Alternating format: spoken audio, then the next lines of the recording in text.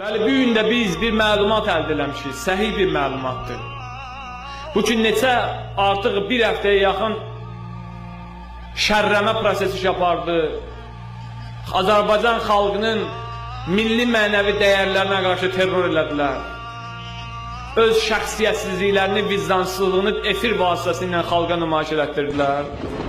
Göstərdilər ki, Əhl-i Beyt, Qur'an tərəfdarları, bu xalqın keçmiş adət ənənəsini, soyunu daşıyanlar, Şah İsmailin davamçılarını, Səfəvinin davamçılarını istədilər terrorçularla bir eləsinlər. İstədilər şərrəsinlər. O proqramı apardılar. Bugün biz səhih bir məlumat əldə eləmişik. Bizim işimiz verilib baş mütəşəkkil cinayətkarlıq mübarizə idarəsinə. Bizi narkotik silahla tədbir töküb yaxalamaq istəyir.